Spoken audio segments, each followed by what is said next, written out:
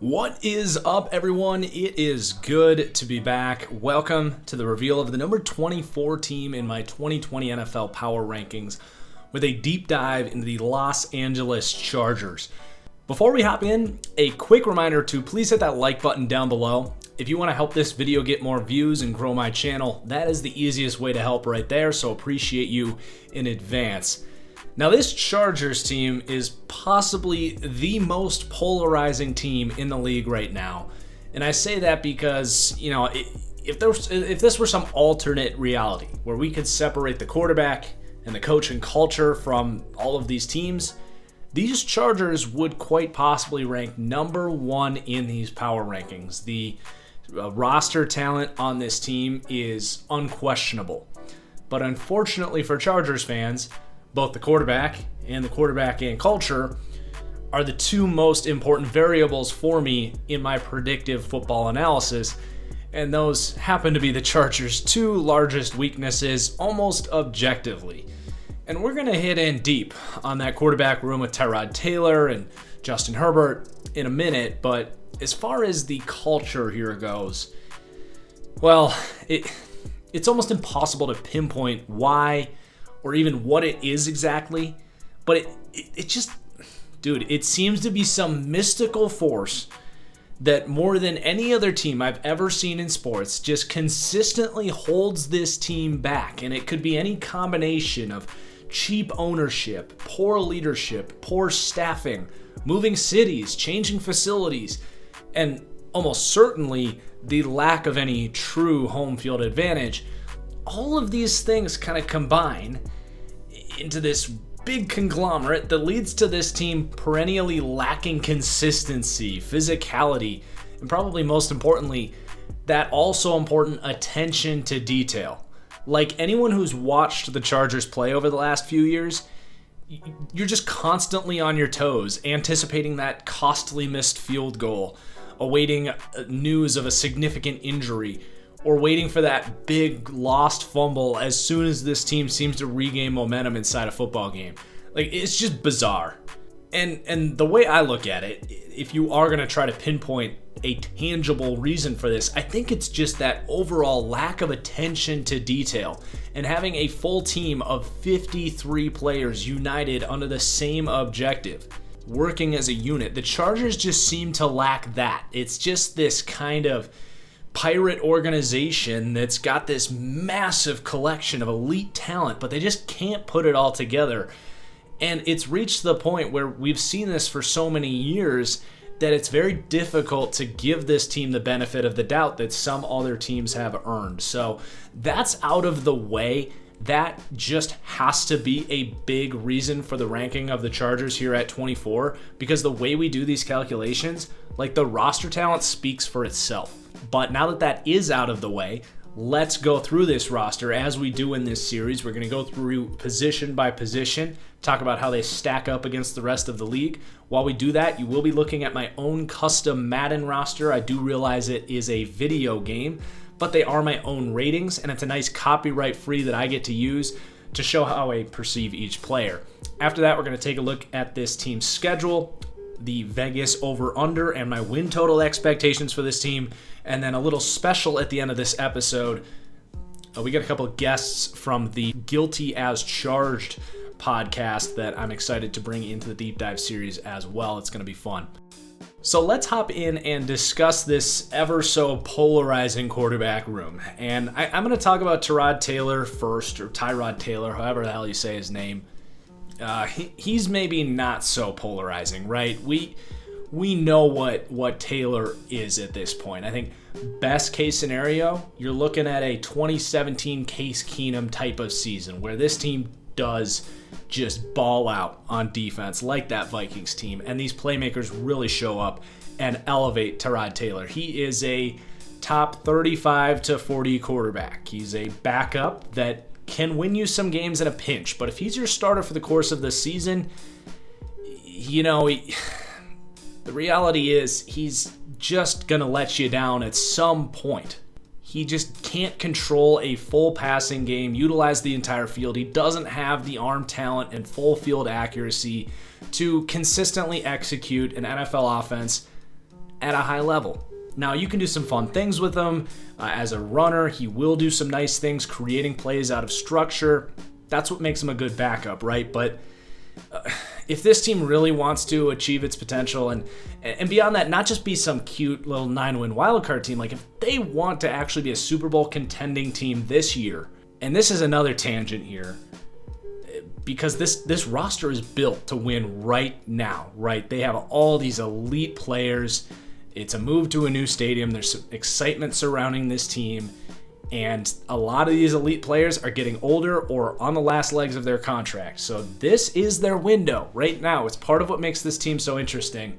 But if they're going to reach some sort of Super Bowl potential, it's got to be Justin Herbert, frankly, being better than I expect. I was very open about Justin Herbert, to me, being a second to a third round prospect. He was eerily similar as a prospect to similar guys in the past, like Blake Bortles, Mitchell Trubisky, Jake Locker, the guys that look the part, right? These tall, strong-armed quarterbacks coming out of big schools that kill the pre-draft process, throwing against air, showing out in the underwear Olympics. Like, that's Justin Herbert, right? But you look at his college tape, and beyond that, the lack of development is what's such a major concern for me with Justin Herbert. If you aren't a grinder in college that can't go to sleep at night, living with yourself, if you didn't become a better football player that day, you're not going to make it in the NFL. And I don't think that's Justin Herbert. But beyond that, just his tape alone has a lot of concerns. He's really what you call a first read quarterback. When he had to come off that schemed up first read, he was hesitant. He panicked. He instilled no confidence in you as a fan or the coaching staff, more importantly, that he was going to be able to go on to his next read, that he was going to be able to play off structure and consistently make the right decisions and do the right things as a quarterback. Some might call it a lack of an it factor. He doesn't have it. And to go even beyond that, technically his accuracy charting was fine for the most part. He's got a pretty accurate arm. He really showed that in the pre-draft process. And that we'll talk about why that could be a good thing. Should be a good thing for some other reasons for positivity with him. But the last kind of negative note here is when he missed bad. And it seemed to come in some really pivotal, critical moments of games. So I'm not going to lie to you. I don't have very high expectations. I think the best case scenario is you combine his arm talent, because the arm talent's there, right? There's no denying that. The second he got drafted, he had one of the 5 strongest arms in the league. You combine that with some mobility and what you can hope to be good accuracy, maybe never elite accuracy, but good accuracy to the degree of a Kirk Cousins, a Jared Goff is kind of the upside I see with Justin Herbert. And I think Jared Goff is a solid comparison in that his offensive coordinator lives vicariously through Jared Goff, right? The mental aspect for Goff, it's just not there. There's not a lot of processing. There's not a lot of creating going on there. It's pretty much Sean McVay saying, here's where you're going to throw the ball, and I want you to go out there and execute, because I'm Sean McVay. I can't do it myself, but I have the mental part. You're going to do what I tell you. That's Justin Herbert's path to success. The problem is the coaching staff here is a little more similar to what Jared Goff had as a rookie with Jeff Fisher and everything going on there when Jared Goff looked like a bust immediately. And I don't think Sean McVay is going to come in and save the day for this team. So there's no way around it. This team's season hinges on what Justin Herbert can be. And to me, his upside is something like a mobile Jared Goff, a top 20 or so quarterback.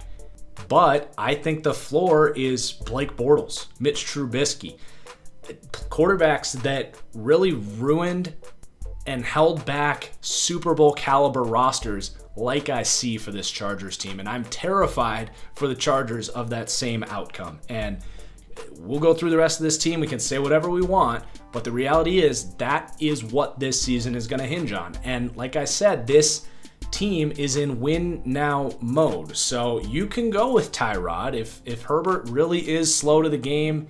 As a guy that started 45 games in college, a senior coming out that came back for a final year, if he's slow to the game and you don't trust him and you got to go with Tyrod and you want to try to sneak in as a 9-10 win wildcard team and play great defense, limit your offense, keep things simple, it can work, but you're not going to win a Super Bowl like that. It's incredibly unlikely, at least.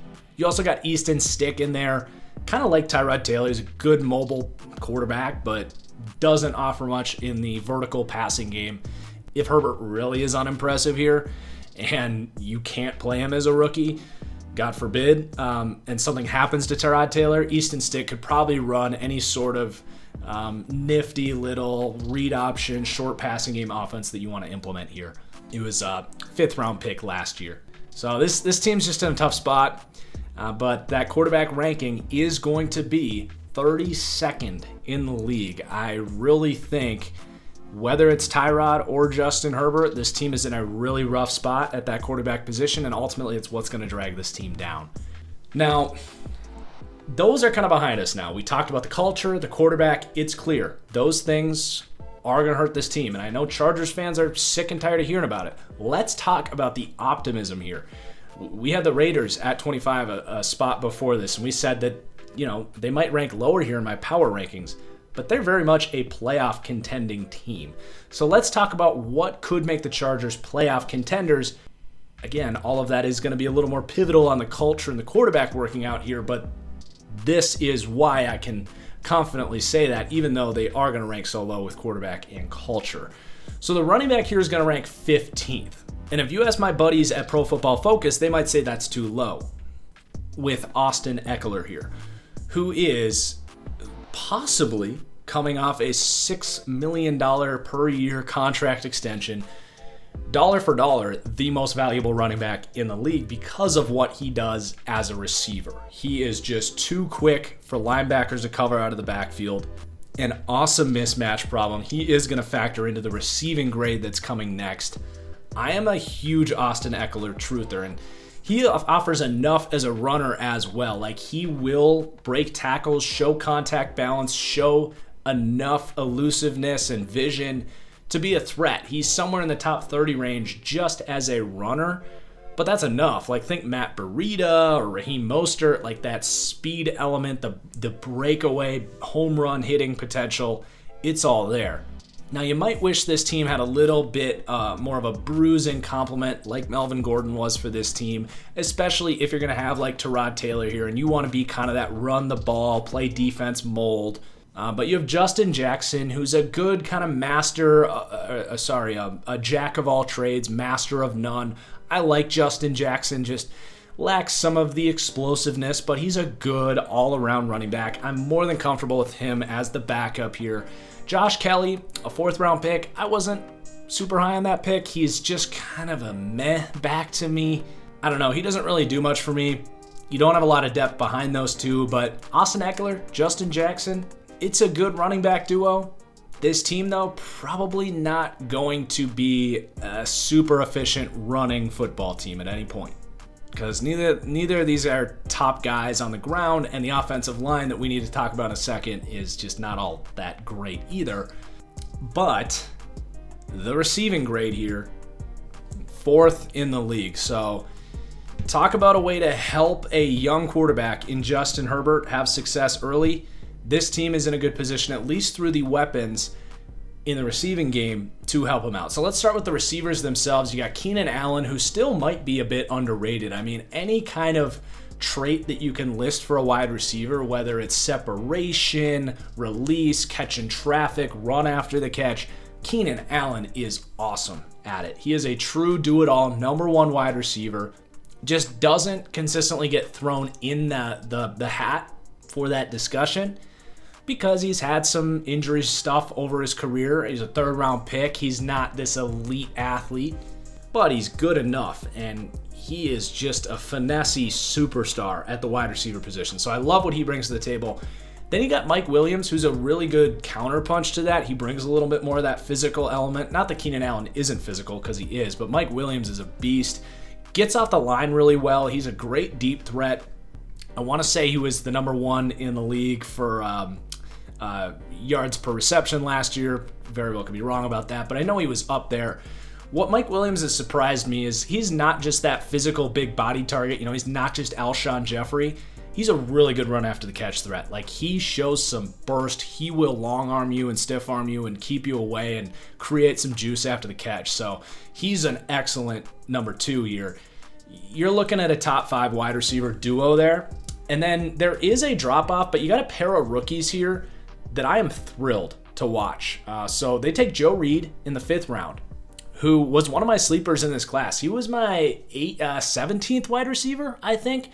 I was about as high on Joe Reed as you would probably see out there. He alone is kind of a Deebo Samuel light type of player, a guy that you want to manufacture touches for. He's got burst after the catch and is an excellent kick returner. He was peppered with targets and mostly used in the short passing game at Virginia, but they did not have some prolific passing offense. And when Joe Reed was used vertically, and the quarterback put it on the money, he showed some really scary flashes to me. Like, think about Adam Thielen, Antonio Brown, some of their highlight plays. If you don't know what I'm talking about, like, just go watch their highlight reel. There's a certain thing that you'll see with some of these elite receivers where they're surrounded by tight coverage, and there's arms flying all over the place. Usually they're falling down near the sideline. Some way, somehow, though, they're acting like they're out on a field of grass with no defenders around them. They just see the ball in smoothly, concentrated, unfazed by pass interference, arms bumping them all over the place, see the ball in, toe tap, as if no one's there.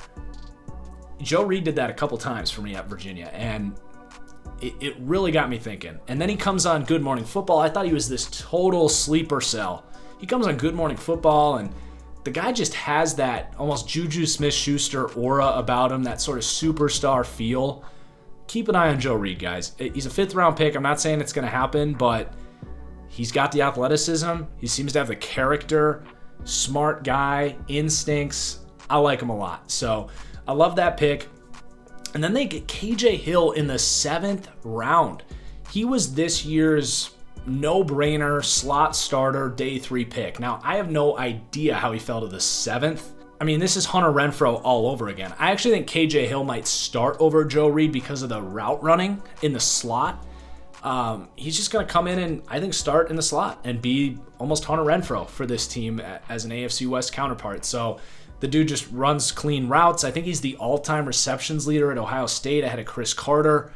I had a 3rd to 4th round grade on him. He's got some of the lack of speed. He's never going to be an elite deep threat, but operating in that short to intermediate passing game, I have no doubt KJ Hill is going to be a relevant slot receiver in this league for a while. So you got 4 deep.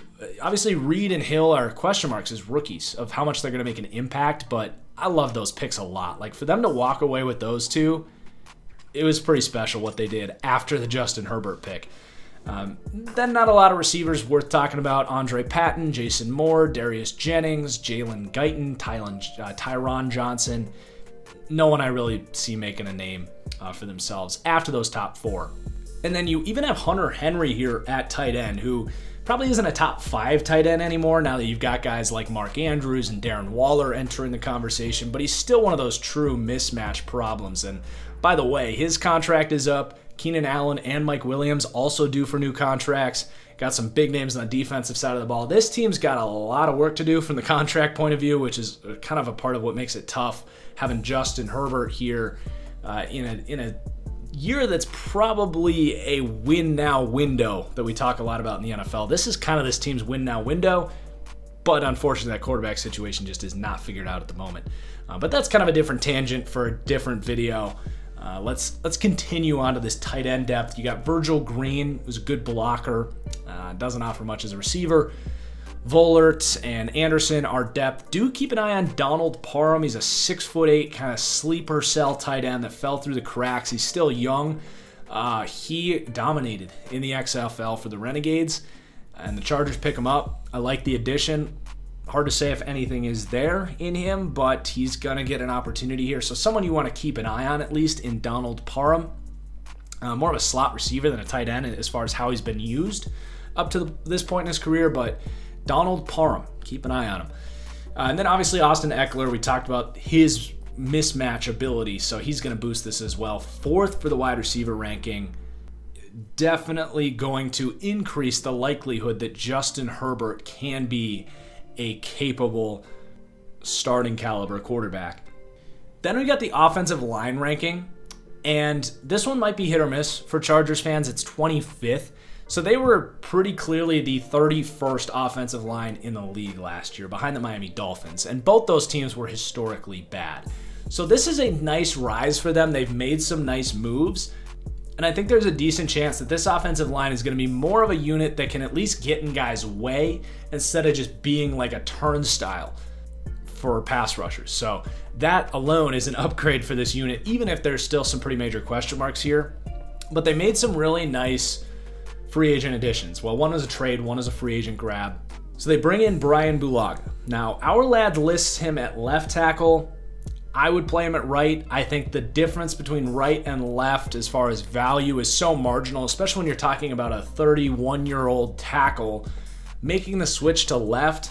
There's not a great track record of players doing that at a high level. As someone that played O-line in high school, that's not easy. And then, from NFL players, they say that's not an easy transition as well. It's not as simple as Madden where you just flip a button left or right and their ratings just translate.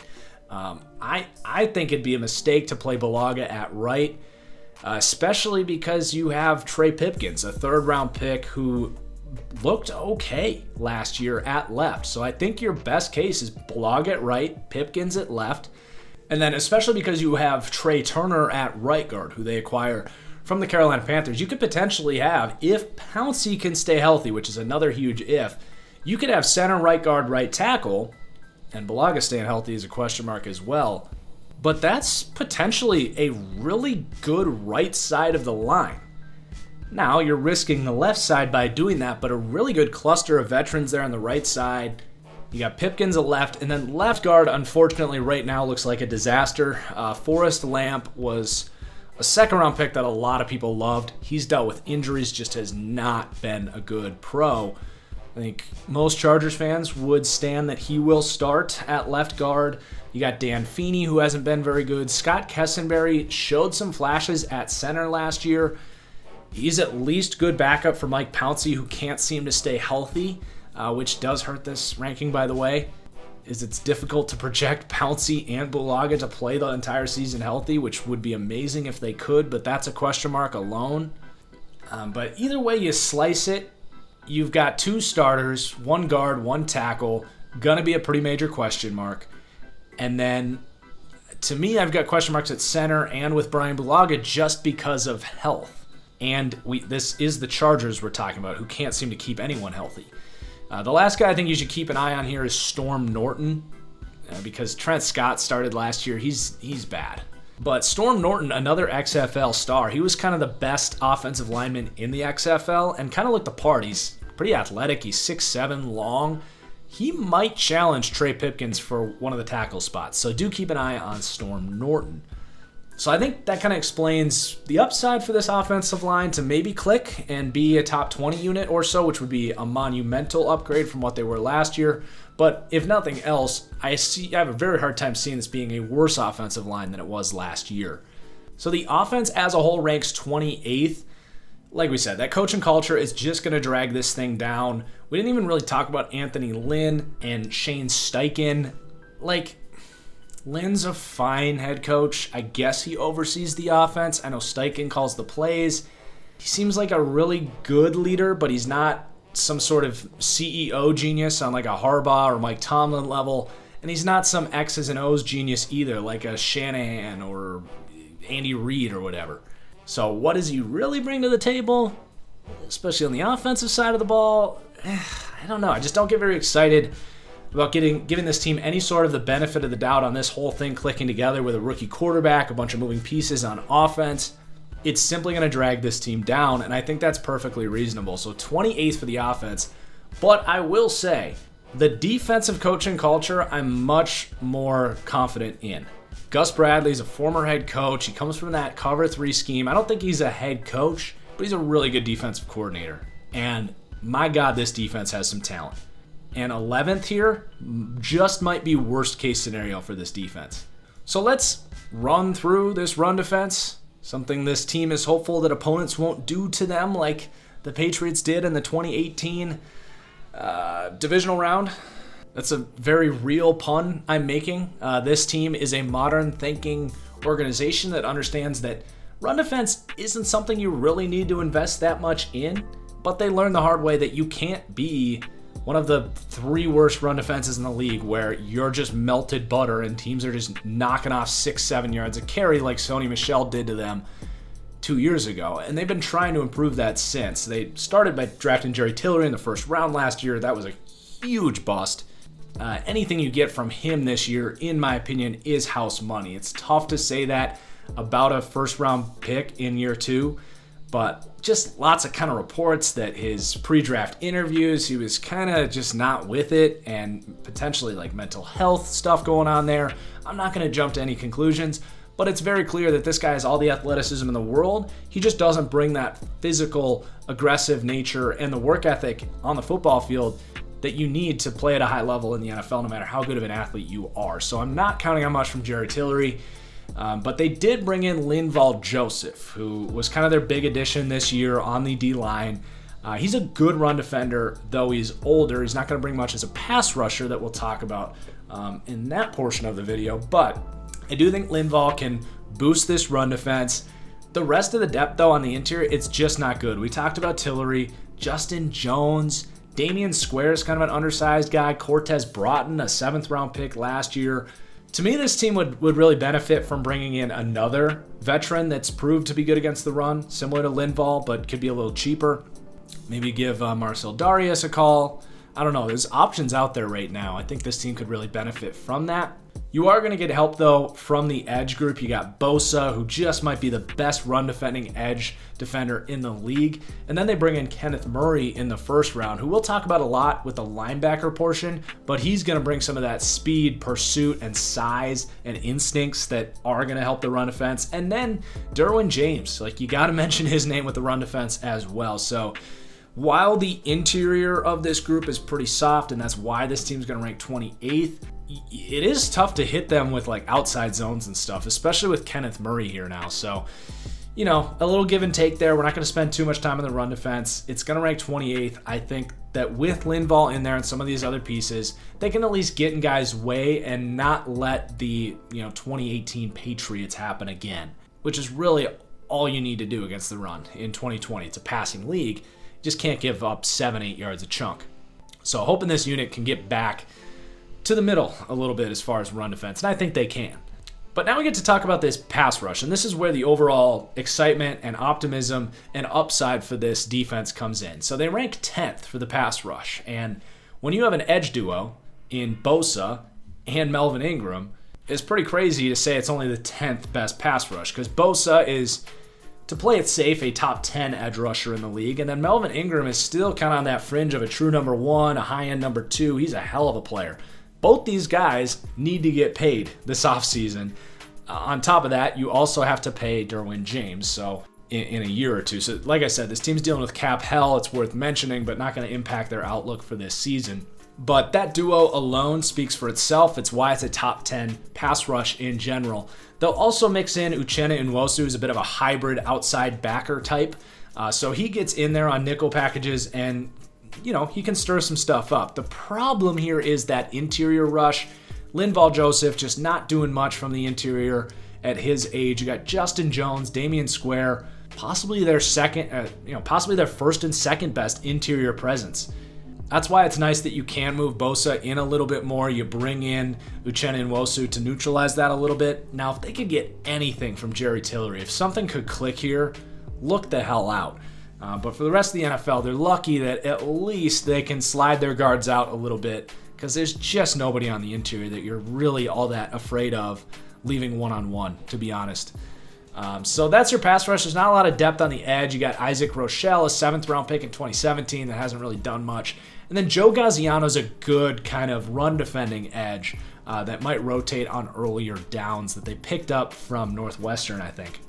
So there's your pass rush, ranking 10th. Then the linebacker room, they're moving up in the world here, ranking 22nd. I'm a big fan of the Kenneth Murray move to go up and get him, trading a 2nd and 3rd round pick.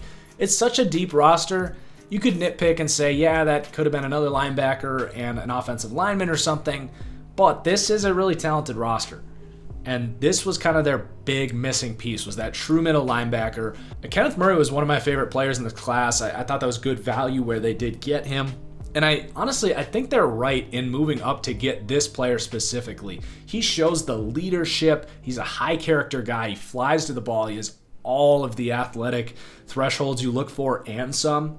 I mean, he's in the same tier as Bobby Wagner and Devin White coming out of LSU last year. I think the gap between White and Murray is a lot smaller than it should have been. Now, there might be some learning curve there as far as his coverage goes, but he is going to be an impact as a rookie, and I think he plugs in perfectly at middle linebacker for this defense. Then you got some interesting pieces around him. Drew Tranquill's probably kind of that base linebacker starter. Now, I don't think they go base too much here with the corner depth or just the secondary talent that they have in general here. But Tranquill showed some nice things, showed some good football IQ and instincts, just lacks some of that athleticism threshold you look for. But you make up for that with Keyz White, who has shown some good things in coverage. Year 3 could be a big year for him to kind of take that step up as the starting kind of nickel linebacker here with Murray and White, and then obviously even Derwin James is part linebacker here. So you've got a lot of athleticism there. But between Tranquill, Kenneth Murray, and Keyz White, these are all young players with some potential. We'll see how they all kind of click together. They rank 22nd. As far as the depth, Denzel Perriman, good thumping, starting caliber player, kind of on his way out here, I think. Uchenna Nwosu will play kind of an edge linebacker hybrid role in some of their base sets. Nick Vigil was a veteran signing from Cincinnati. I don't see him getting on the field too much. And then you got Malik Jefferson, Emeke Egbuile, who's another kind of hybrid guy like Nwosu. And that is your linebacker room. And now we get to talk about this secondary that is simply phenomenal. So while I wouldn't say it's a top 3, top 4 cornerback duo in the league, and I'll talk about why in a second, I would say this is quite possibly the best cornerback trio in the league with Casey Hayward, Chris Harris, and Desmond King. And the reason I wouldn't say it's a top-end duo is Hayward's a phenomenal corner. He's a true number 1. I think he's the best corner on this team. His zone instincts are ridiculous. He makes up for a lot of his, I don't even want to say lack of athleticism, more lack of elite athleticism and certainly length. He makes up for it by getting the first step, being a step ahead of the quarterback, seeing things happen before the quarterback initiates anything, which is super impressive. It's a rare trait for D-backs. And what's crazy is he isn't the only one in this secondary that has it. Chris Harris and Desmond King and Derwin James are all at an elite level at doing that. So playing quarterback against this team is going to be a mental nightmare. You're going to be playing mind games with these guys all day long. But they aren't the most physically gifted secondary in the league, and they rely on a lot of zone coverage. So they're bringing in Chris Harris here and said this isn't a top 2 or 3 cornerback duo in the league like a lot of people would say. And I only say that because Chris Harris went undrafted for a reason. He's shorter, he doesn't have elite athleticism, he's very quick, but he, again, makes up for a lot of that stuff with instincts, short area burst, and route recognition.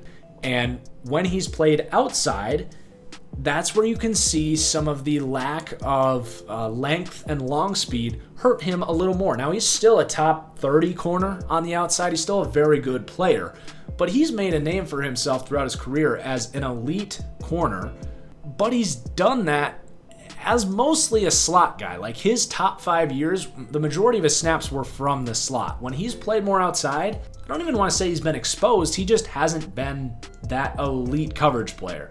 I think that's part of why his contract was a little cheaper than myself and others may have anticipated. Now, I'm not trying to, dismiss the signing. This was a huge addition. It's a big upgrade to Michael Davis at corner. And like I said, I think it's the best trio of corners in the league because you've got Desmond King, who now that Chris Harris is an outside corner, that might promote Desmond King to the best slot corner in the league. You might have the first and second best slot corners in the league on this team, which is nuts. You want to talk about zone, route recognition, burst in short areas, and just overall instincts. that's Desmond King. He is nuts out of the slot. So I get really excited about this group of corners. And then you add Derwin James to the mix, who is a blue chip, elite, top 10 player in this league. I would even say is the best safety in the NFL. Him and Jamal Adams, like, it's 1A, 1B. Either way you want to put it, I don't really care. They're basically the same player to me. I think Derwin's just a little bit longer and more athletic, but by a slim margin. But either way you put it, Derwin is just a nightmare when he's on the field. He's a guy that flips the script on mismatch problems, covered tight ends, running backs, big slot receivers like Michael Thomas. He's locked down. PFF put out a tweet that is just totally revealing. The league average for quarterback rating when targeting tight ends is like 92 something. When Derwin James covers tight ends, the quarterback rating is 23. That's just stupid. Like, he is an eraser of mismatch problems. So, I mean, I rank him second. You know, if there is a hole here, it is the other safety position. So it's going to be Nasir Adderley and Rashawn Jenkins in a competition for that more true free safety spot. Now, if Nasir Adderley can play like his potential would say, this Chargers team can claim that number one secondary ranking from the number 2 spot, because Adderley was a guy a lot of people floated into the first round coming out of Delaware. You're always going to have some question marks taking a smaller school guy, but he showed that rangy instinct, true center fielding free safety position at Delaware. And, you know, if he can do that here, a second round pick, that 2019 class is just pivotal for this team in general, because if Tillery can give you anything from the inside and Adderley can give you anything from the free safety spot, which are probably the 2 biggest weaknesses on this defense right now, there's no reason, other than a lack of true home field advantage, that this can't be the best defense in the league next year. It's really that talented together. Rashawn Jenkins, though, don't sleep on him. He showed some good signs plugging in at free safety last year. So you will have starting caliber free safety. It's just a matter of how rangy are you going to be on the true back end. Like I said, it's a slower secondary. They run a lot of zone. So to have that true rangy center fielder that you have to be aware of would be potentially a bigger boost for this team. But yeah, man, the starting talent here is ridiculous. Now the depth isn't all that great. The corner depth, you do have Michael Davis, who's started. He's serviceable in the event of injury, more of an outside guy, but he's capable. After that, it's like nothing. You got Brandon Fasison, Trayvon Campbell, Quentin Meeks, whatever. These guys got to stay healthy. It's not the deepest secondary. The safety depth, you do have a Loie Gilman, who they took in the 6th round. I see him as more of a special teamer. I think he lacks the athleticism threshold to play coverage in the NFL. And we kind of talked about all the other safeties. So there's your secondary. They rank 2nd. And this defense as a whole, they got a couple little big holes, if that makes sense. And I do think it's important to mention that literally all of the elite defenses in history, you can't picture them without that roaring home field, right? Because that's when the quarterbacks, the offense can't communicate. You get the pass rush gets cooking. They key off on the silent count. That feeds into the secondary. Home field's a real thing. And to put it lightly, this team just doesn't have it. And I don't know how many Chargers fans are going to fill in that new Rams stadium. I can't imagine it's going to be much more than 50-50. So that's another thing that holds this thing back. But they do rank 11th. I honestly think that's worst case scenario, removing any sort of benefit of the doubt from this team. And that really speaks to the talent of this defense. But I do believe if this team can make the playoffs, and I do think that's possible, it's going to be this defense all clicking together in harmony and limiting what the quarterbacks in this offense have to do. Sort of in the 2017 Jags with Blake Bortles and 2018 Bears with Mitch Trubisky, kind of in that mold. And I think it's a real possibility that we will see that. So let's look at the schedule. It's really not that hard of a schedule, so it's not that difficult to picture this team getting the 9 or 10 wins and getting the 6 or 7 seed now in the NFL. And Vegas doesn't really know what to do with this team either. They have them at 8 wins on their over-under. Now they start at Cincinnati. That's a tough road opener against a team that's going to definitely be sold out looking to see Joe Burrow. Now, with the COVID situation, tickets are still on sale as of right now, but if those first few weeks are fanless games, that could play into the Chargers' advantage if they could steal that game and get a quiet stadium to play in. That could really help them out. They got to play Kansas City week 2, so I got them starting 0-2, but a nice run here. Other than at Tampa Bay and at New Orleans, I've got them beating Carolina, the Jets, the Dolphins, the Jags, the Raiders. It's a nice cluster of winnable games. Even Denver and Buffalo, you got to go on the road. But, there's definitely paths for them to win those games, even against New England after that. So really nice middle cluster of the schedule. They do have to finish with Atlanta, at the Raiders, Denver at home, and at Kansas City, where I have them going 1-3. So 7-9 is my total win prediction for this team. A win range of 6-8. I technically predict the under here. That's definitely far from my favorite bet. I can picture this team putting things together if a few of these things can click. So I realize this deep dive is getting pretty long, but I am going to roll this little bit of conversation I had about this with some pretty hardcore Chargers fans from the Guilty as Charged podcast. I want to welcome Steven and Jason into the deep dive. But I am going to head out. I hope you guys enjoy this last little bit. I hope you guys enjoyed the deep dive. Please do hit that like button if you did. Leave a comment down below. Too high, too low. Who do you think comes next? Until next time, guys, cheers, and we'll see you later.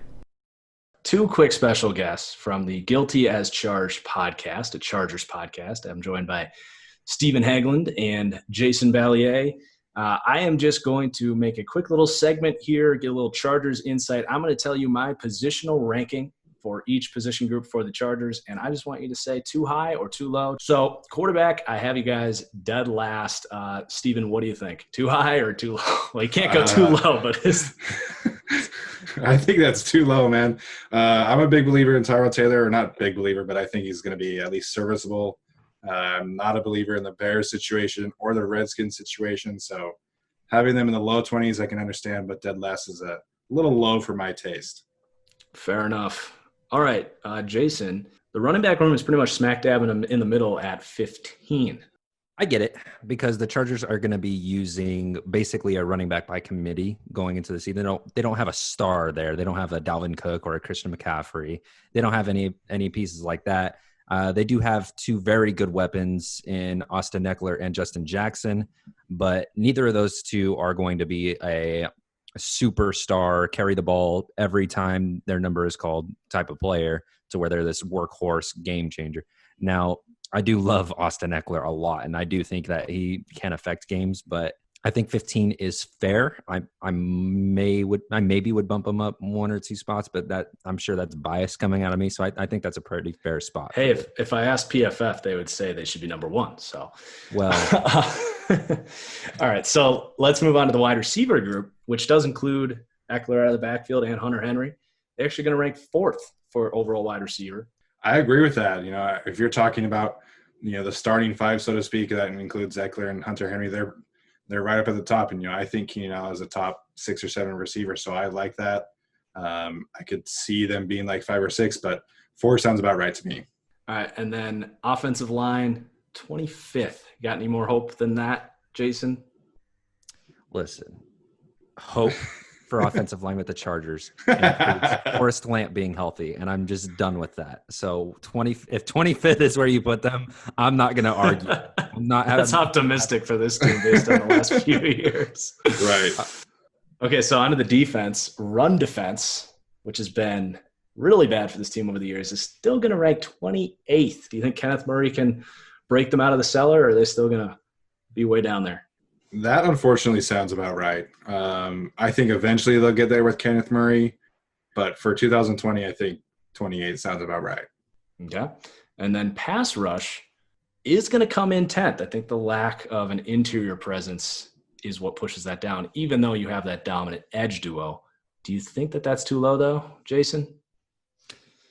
No, and this mostly comes from that lack of interior pressure, and mainly because Jerry Tillery did not do the Chargers any favors in his first year, which was really hard to watch. But aside from that, They do have Ingram and Bosa, which is a great duo, and they do have Nwosu sitting back there as their rotational pass rusher. So I love the edge rushers there.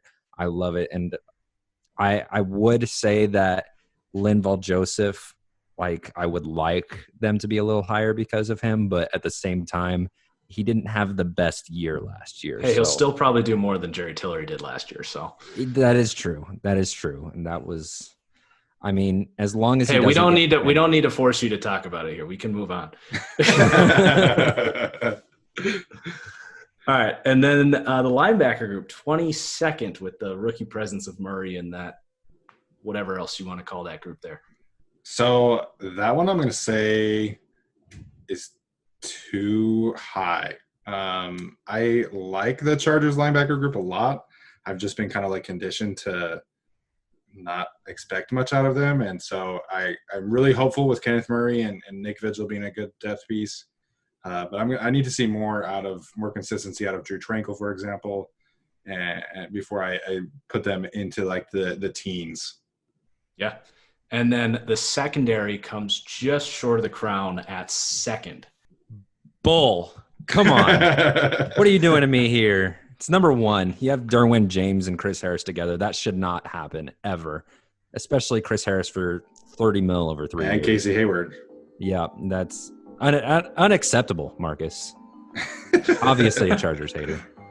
Obviously. Who do you have number one, just out of curiosity? I can't spoil it. Okay. Just going to have to wait. Stay tuned then.